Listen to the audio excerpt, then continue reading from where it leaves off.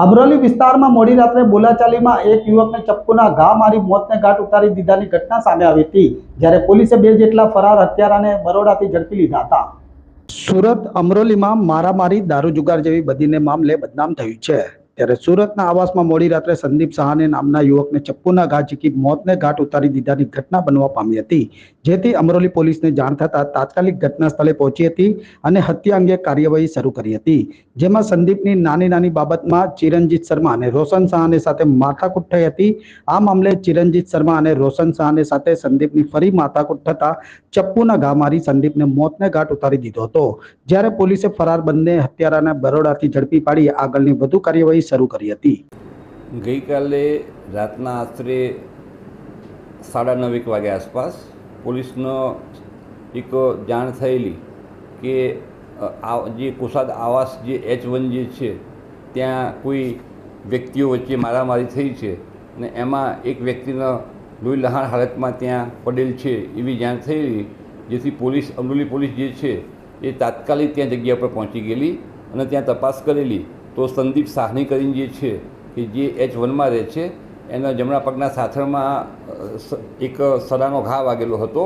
અને એને પુષ્કળ લોહી વહી ગયેલું હતું એમ, જેથી એને તાત્કાલિક ત્યાં સારવાર માટે દવાખાને મોકલી આપેલો। તો ત્યાંથી જે એને ત્યાં સારવાર અર્થે પહોંચે એ પહેલાં જ એનું ત્યાં રસ્તામાં મરણ થયેલું અને પોલીસે આ બાબતે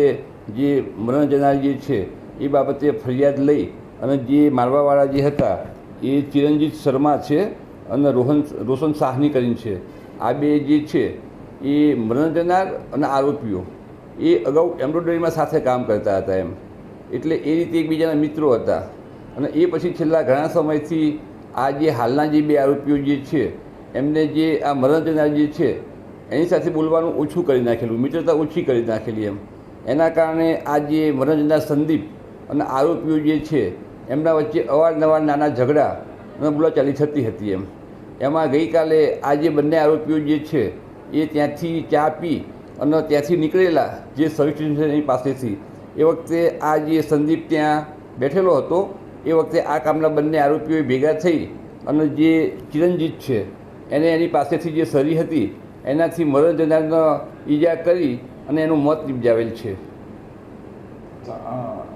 મરનારનું કોઈ ગુનાહિત ઇતિહાસ ખરો?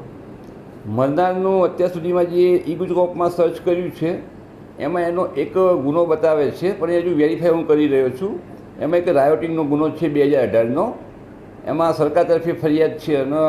2018 વખતે એક એમાં એનું એક નામ છે આરોપીનું, આરોપી તરીકે મરણ જનારનું એમ। એ ગુનો કર્યા પછી તાત્કાલિક અહીંયાથી રિક્ષામાં બેસી અને સુરત રેલવે સ્ટેશન જતા રહેલા અને ત્યાંથી એ કોઈ પણ ભોગે સુરત છોડી દેવા માગતા હતા, પણ આ બાબતની ઉપરી અધિકારીઓને જાણ કરવામાં આવતા અમારા જોન સાહેબ તાત્કાલિક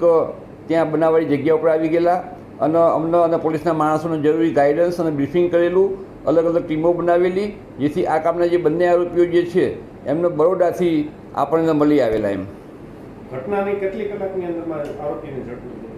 ઘટના બની છે લગભગ 9 વાગ્યા આસપાસ અને એ પછી આ બંને આરોપીઓ સુરત છોડી અને બરોડા ત્યાં પહોંચી ગયેલા હતા એમ, પણ આ કામે જે આરોપી જે ચિરંજીત કરીને જે છે એ એનો મોબાઈલ જ્યારે એને જરૂર પડે ત્યારે ચાલુ કરતો પછી બંધ કરી દેતો એમ, એના આધારે પોલીસે એનું જે લોકેશન એ મેળવી અને તાત્કાલિક ત્યાં પહોંચી જઈ અને બંને આરોપીઓને ડિટેન કરી દીધેલ છે આપણે એમ।